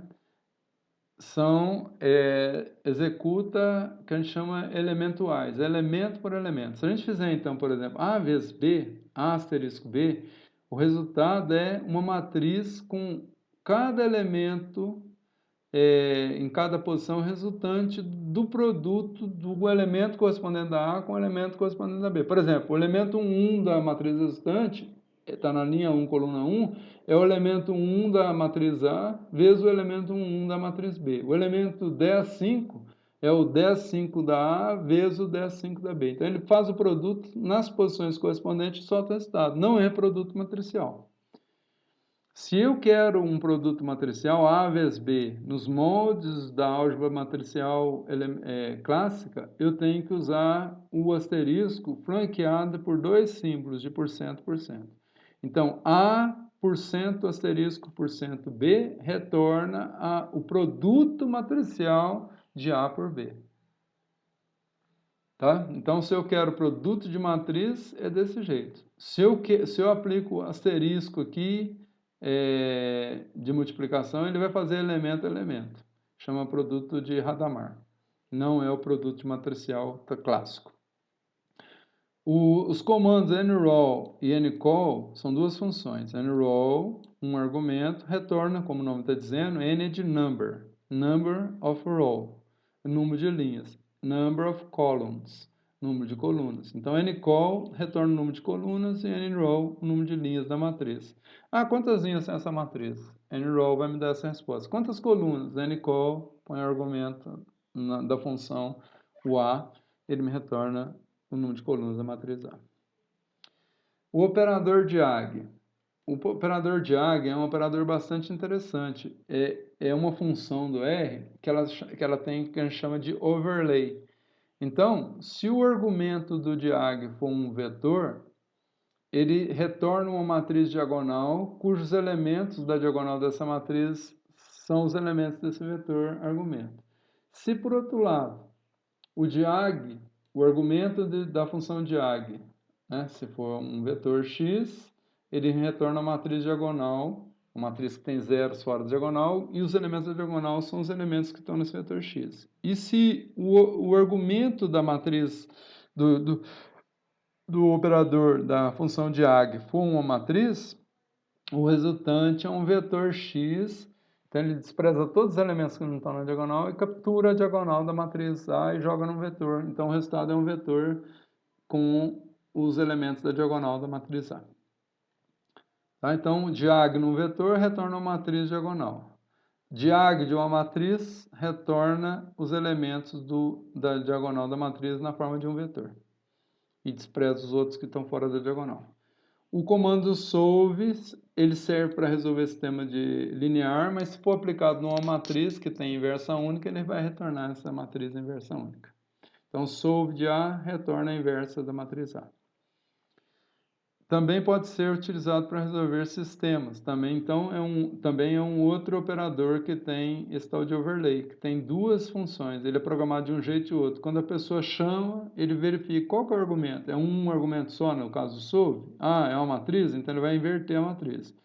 Se eu tenho um sistema de equações lineares como esse aqui, eu quero achar a solução y igual a x. Eu quero achar a solução do x, então eu uso o solve, entro com o vetor y e o argumento a. O a como primeiro argumento do solve a, e um segundo argumento y. Veja, aqui tem dois argumentos, que é o vetor resposta e a matriz de coeficientes. E a solução sai aqui no vetor x que vai receber o resultado do solve. Então, o resultado do solve com dois argumentos, a matriz e o y do sistema linear, me dá a solução do sistema. Solve só na matriz me dá a inversa da matriz que é o argumento do operador, do objeto, da função solve. Autovalores, então, são funções para lidar com matrizes que tem overlay, né? Que tem sobreposição de programação. São programados de formas diferentes e a hora que você chama, o R identifica qual foi a forma que você usou. Se você quer autovalores e autovetores de uma matriz, você usa o comando eigen do R.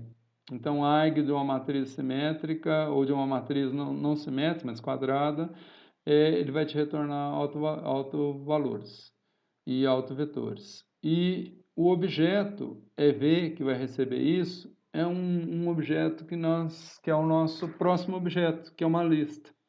Uma lista é um objeto que contém dentro deles diferentes tipos. Então, você vai chamar um dos tipos da lista, um dos valores da lista, usando o cifrão.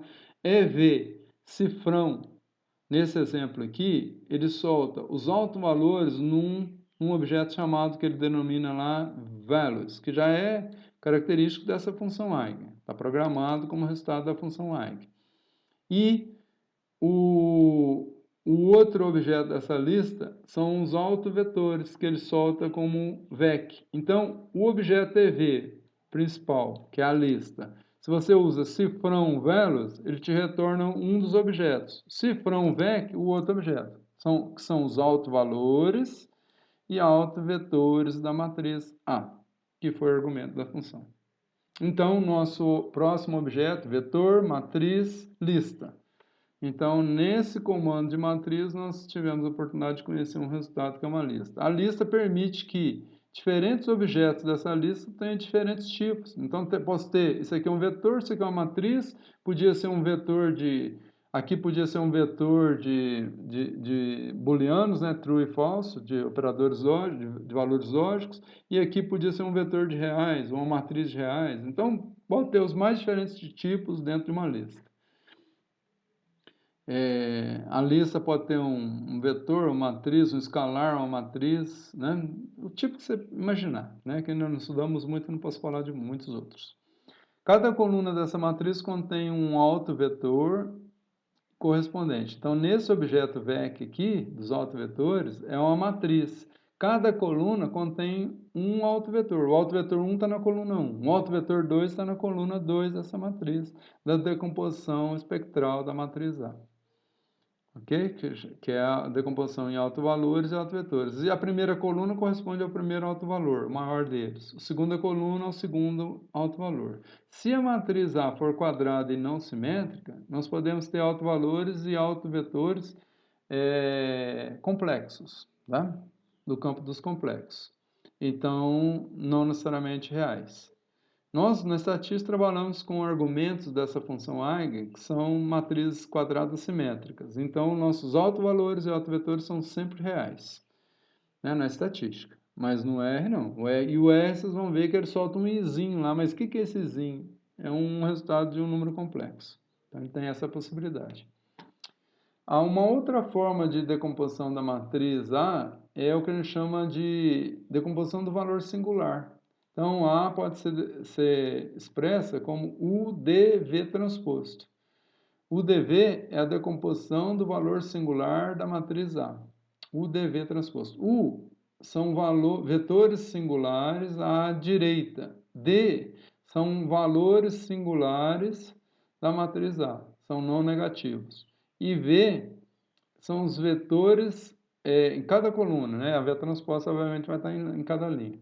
E o V é os valores singulares à direita, tá? Então, valores singulares à esquerda, valores singulares à direita de uma matriz A. Então, essa matriz, quando ela é decomposta com decomposição do valor singular, não precisa ser quadrada, tá? Então, matrizes reais quaisquer.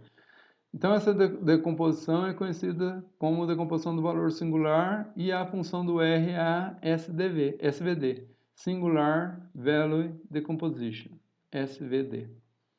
Então, o objeto UDV que eu chamei aqui, esse é o nome do objeto que eu dei, para lembrar essa partição aqui, né, da matriz, em uma matriz U, uma matriz diagonal dos valores singulares e o V. O R solta essa matriz na forma de vetor, um vetor com os elementos da diagonal, porque ela é uma matriz que só tem valores não nulos na diagonal.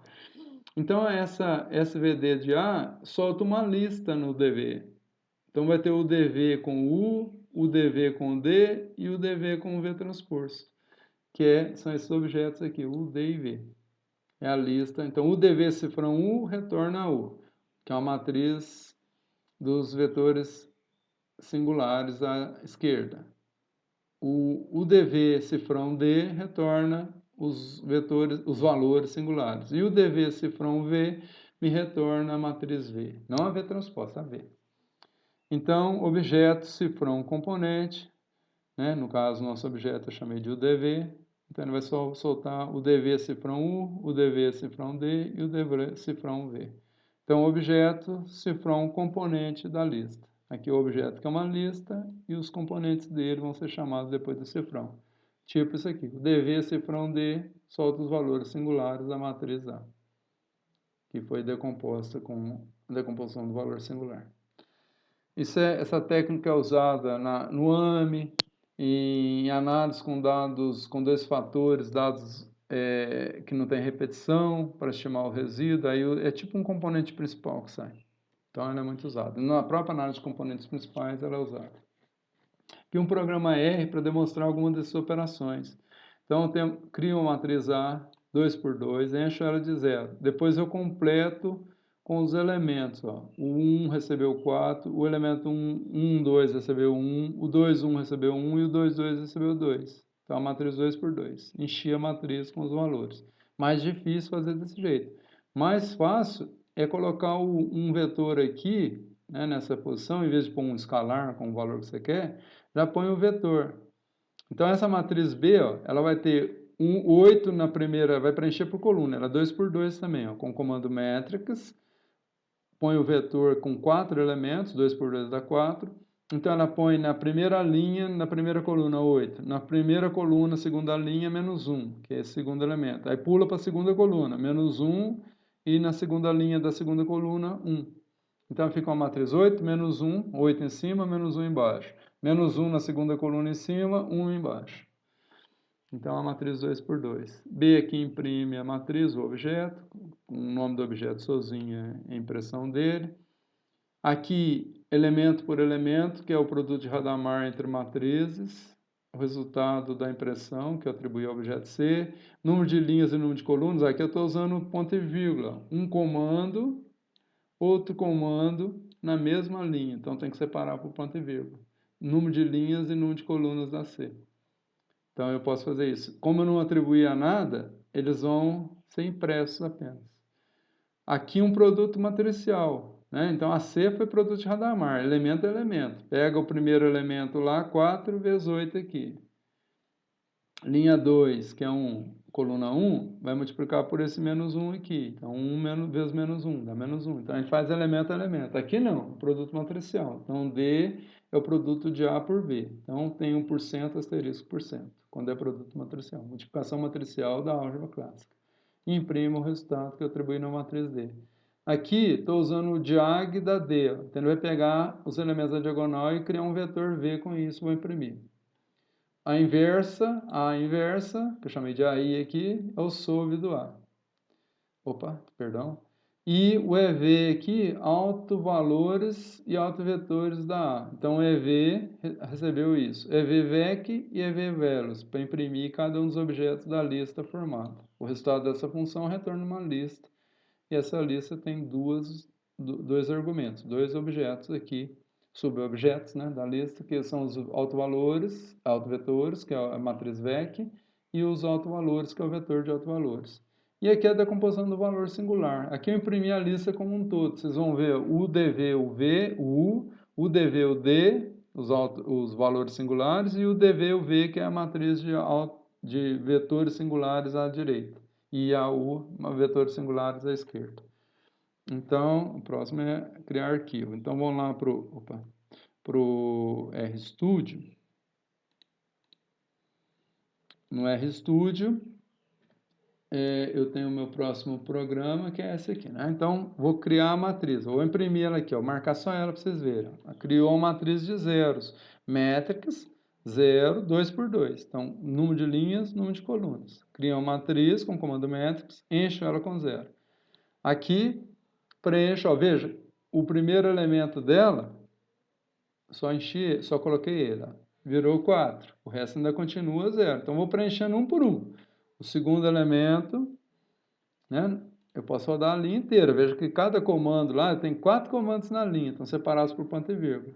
Então, agora tem o segundo elemento, linha 1 ainda, coluna 2, tá? Então, o elemento 1, estou preenchendo por linha. Então, se eu fizer isso, imprimir a matriz, né, rodei os 4 comandos uma vez, imprimir a matriz, está ela aqui. Aqui, a forma mais simples, ó. Eu coloco o vetor com 4 elementos, que a matriz é 2 por 2, e ele vai preencher a matriz B automaticamente. Então, é um jeito mais simples, mais rápido de preenchê-la. 8, o menos 1 aqui embaixo, esse menos 1 aqui, esse outro menos 1 veio para... Porque ele preenche por coluna, na ordem que está aqui, e o 1 vem para cá. Então, preencheu a primeira coluna, pulo para cá, preenche a segunda, na ordem que está o vetor, 2 por 2. Imprimiu a B. O C é o produto da A com a B, né? Então, a nossa A, para relembrar aqui, olha lá, 4 vezes 8, 32. Menos 1 vezes 1 vai dar menos 1. Menos 1 vezes 1 vai dar menos 1. 1 vezes 2 vai dar 2. Então, na hora que eu imprimir a minha matriz C, eu tenho 32, menos 1 e 2. Porque 2 vezes 1 é 2, o último. Agora, quantas linhas tem a C e quantas colunas? Número de linhas é igual a 2, número de colunas é igual a 2. Veja que os dois comandos, para imprimir, só imprimiu aqui na tela, sem especificação do que eles eram. O D é produto matricial. Aqui, fazendo o produto matricial, a resposta é essa. Então, eu quero que você multiplique a linha da matriz 1 vezes a coluna, vira o escalar 1. Linha 1 com a coluna 2 vira a posição 1, 2. Faz o produto interno dos vetores, a linha 1 com a coluna 2. E assim por diante. Linha 2, coluna 1, dá linha 2, coluna 1. Linha 2 com coluna 2, produto interno, forma o elemento 2, 2 na matriz D resultante. Bom, o V, eu apliquei a diagonal, o comando diag, num argumento que é matriz. Então, quem é a diagonal dessa matriz? O 31 e 1. Então, quem é o V? O V é o vetor com esses elementos. Então, o vetor com 31 e 1. Está ali o vetor V com esses elementos vetoriais. A inversa, se a inversa dessa matriz A, dá essa resposta. Se eu multiplicar o AI vezes A, produto matricial, eu vou ter uma matriz de identidade. Veja que se eu aplicar o diag, eu vou colocar aqui embaixo, diag do vetor V. O vetor V é o 31. O que ele faz? Opa, deixa eu ter errado, diag. Então, se eu tenho um vetor, né, como argumento, ele cria uma matriz diagonal, matriz 2 por 2, cujo primeiro elemento diagonal é 1, o segundo elemento é 1 e a matriz nas duas posições é 0, porque ela é uma matriz diagonal. Tá? Bom, então se o argumento se eu aplico numa matriz, vira um vetor com os elementos da diagonal, 31 e 1. Se eu aplico num vetor, vira uma matriz com os argumentos desse vetor sendo os elementos da diagonal da matriz. Matriz diagonal. O alto valor com o comando eigen, né? Vem do alemão, então é eigen, a pronúncia disso. Então, o EVVEC, alto vetor 1 é essa primeira coluna. Alto vetor 2 é a segunda coluna. Ok? Não dá para marcar por coluna, tem que usar o Alt aqui, não sei se funciona, deixa eu ver. Não dá, aqui não dá. Então, não consigo marcar as colunas. A primeira coluna é o alto vetor 1. A segunda coluna, o alto vetor 2. Ela é uma matriz 2 por 2. Agora, se eu imprimo aqui o EV cifrão values, eu tenho o alto valor 1 correspondente a essa primeira coluna. E o alto valor 2 correspondente a essa coluna. Isso aqui gera a decomposição espectral de uma matriz. E o DV gera... eu posso imprimir, vou marcar aqui só o objeto EV, está marcadinho, eu dou Ctrl Enter. Lá, ele imprime tudo de uma vez. Ó. EV cifrão values, os autovalores, e EV cifrão vector. Então, se eu quiser imprimir separadamente os autovetores e os autovalores, eu especifico o que eu quero. Se eu imprimir o objeto lista, o EV só, sem o cifrão aqui na frente, ele vai imprimir o objeto como um todo, tudo que tem nele. Aqui eu vou fazer o DV da A, e vocês vão ver que o DV da A tem valores muito parecidos com quando a matriz é simétrica e tal, é praticamente igual. Pode ter alguma diferença nos sinais que são arbitrários. Não sei se teve aqui, ó, negativo, negativo. Se inverter, põe negativo aqui, positivo aqui, nos autovalores, nos valores singulares. Ó, inverteu, porque é arbitrário os sinais. Tá? Os autovalores são iguais a menos de um sinal. Então, quando a matriz é simétrica, e em geral dá isso, podendo ter alguma diferenciaçãozinha nos sinais dos valores singulares em relação aos vetores singulares. Mas são decomposições diferentes de matriz, ok? Vamos voltar então para o nosso slide. Vamos falar do data frame agora. Data frame, né? Um arquivo de dados. Então, eu vou criar um arquivo de dados. O arquivo de dados, eu posso ter arquivos com colunas, com diferentes tipos. Cada coluna tem um tipo único. Né? Se é real de baixo a cima. E a coluna 2 pode ser um outro tipo, pode ser alfanumérico, pode ser verdadeiro ou falso. Tal. Aqui eu criei um arquivo num diretório do meu computador. Estou nas nuvens aqui, estou criando um drive G, que é um drive virtual do Google aqui, né? Das nuvens do Google aqui da UFLA. E aqui é uma coluna 2 com valores inteiros. Então, eu criei esse arquivo no bloco de notas, vejo que tem um cabeçalho, x1 e x2, e os valores aqui. E eu nomeei dados.txt. E esse arquivo está lá no G, .mydrive, veja que no R, os caminhos do Windows é assim, né? Com barrinha assim. No R aqui, no Windows ou não, o caminho vai ser com a barra invertida aqui. My Drive, no diretório está lá Daniel, cursos, estatística computacional, onde está a apostila, tem um capítulo 1 e está gravado lá no capítulo 1, que é onde estão os materiais dessa primeira aula do capítulo 1. Então, para eu ler um arquivo de dados em TXT, arquivo texto, você pode fazer no Excel salvar como TXT, pode fazer no bloco de notas salvar como TXT, pode fazer no LibreOffice salvar como arquivo texto, separado por espaço, tá? Ou por tab. Então, você lê, tem outras formas de ler. Vou ensinar essa, que é uma das mais simples. Então, dados, objeto dados, vai ser um data frame. Ele vai receber agora uma função do R para ler esse tipo de arquivo, que são arquivos textos, que é o nosso arquivo dados.txt. Veja que esse comando aqui, setwd, significa fixe, set, w, work, d, directory. Então, fixe o diretório de trabalho nesse lugar aqui, ó. Veja que eu peguei o caminho lá do meu computador onde está o conjunto de dados e eu vou trabalhar lá dentro. Então, ele vai, quando ele lê aqui, eu não preciso pôr esse caminho todo no nome do arquivo, senão eu teria que colocar, às vezes acontece isso, que eu vou marcar e eu dou Enter no slide. Então, eu não preciso pôr esse caminho todo, barra dados.txt. Eu ponho lá que eu quero trabalhar nesse diretório, aí na hora de usar o outro comando, que é o read.table, que é a outra função do R, então essa aqui fixa o diretório de trabalho nesse lugar, tudo que eu fizer de arquivo vai ser gravado aqui, ou lido aqui. E aqui eu vou ler. Leia a tabela de dados, read.table é o comando para isso. Lá nesse diretório tem um arquivo chamado dados.txt, eu ponho entre aspas, e ele tem cabeçalho. Tem. Então, header igual a true. Header é o cabeçalho. x1 e x2 é o nome das variáveis. Veja que eu coloquei como maiúsculo.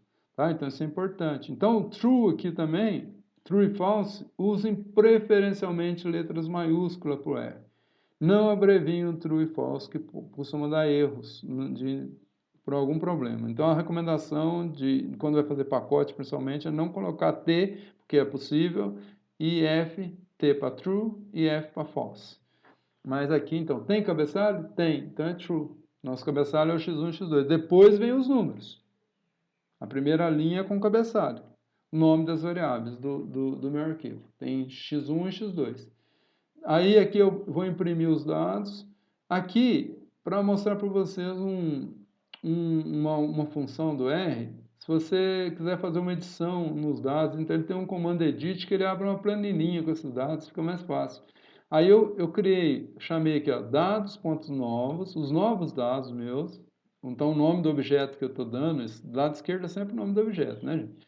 Ele vai usar o resultado da edição dos meus dados, que é o banco de dados que eu li. Então esses dados aqui tem um cifrão x1 e um cifrão x2. Quando eu imprimir, que vocês vão ver. É como se fosse uma lista. É diferente de banco de dados, que os objetos têm o mesmo comprimento, são vetores de mesmo tamanho no banco de dados. E a lista, cada objeto da lista pode ser de coisas totalmente diferentes. Um pode ser um vetor, o outro pode ser um escalar, o outro é uma matriz, como era lá. Vetores para os autovalores e matrizes para os autovetores. E aqui eu estou imprimindo o resultado. Se eu fizer alguma modificação nessa edição aqui, nesse novo conjunto eu tenho a modificação. E no meus objetos dados eu não mexi. Está com os mesmos objetos. Se eu chamar dados, se eu usar o dados para fazer alguma operação, uma análise, ele vai estar de um jeito. Se eu usar o dados.novos, ele vai ter o resultado da edição. Se eu mudei alguma coisa, isso vai aparecer. Então vamos novamente para o nosso R Studio. Vamos abrir a outra janelinha. Veja, aqui quando eu faço isso, ele direcionou para o meu diretório de trabalho. Eu vou ler o meu conjunto de dados e vou imprimir. Veja aqui a impressão, dados, a primeira coluna é o 1, o x1, a segunda coluna é o x2, e os valores que foram lidos, certinhos, até o final. São 20 dados. Os dados.nova aparece essa janelinha. Ixi, no OBS, gente, eu não consigo mostrar para vocês essa janelinha. Ele não filma minha janelinha. Ele aparece uma planilha, então vocês acreditam em mim. Eu vou mudar o último valor aqui, ó, que é 14, na última coluna eu vou pôr 24. E vou fechar essa janelinha, uma janela de edição. Agora eu vou imprimir, então vocês acreditam em mim. Aí foi uma falha técnica do programa de gravação, não mostrou essa janela, porque ele grava especificamente a janela que está sendo feita. Ele abre um novo, como se fosse um novo programa do Edit. Então, veja, o meu valor alterado foi o 24, ó, tá?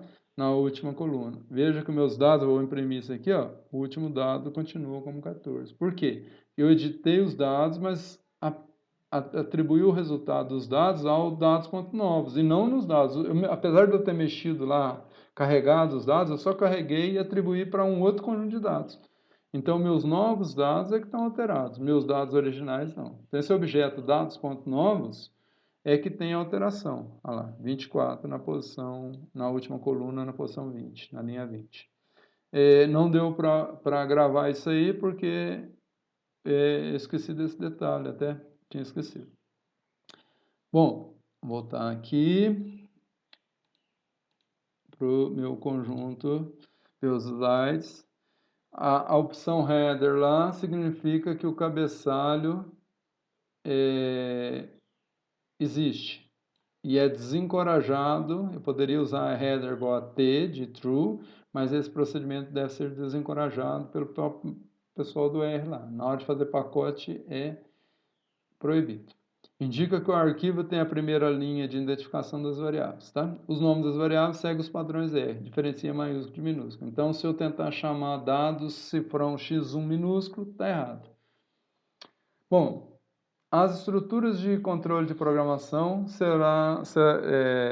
as estruturas serão assuntos de outra aula. Então, essa aula eu continuarei numa outra aula, para essa aula não ficar muito longa, ok? Então, eu devo gravar essa aula na segunda ou terça-feira da semana que vem e vocês terão disponíveis ela no site lá. Por enquanto, estudem até aqui, a partir de quarta, quinta-feira, pode começar a estudar outra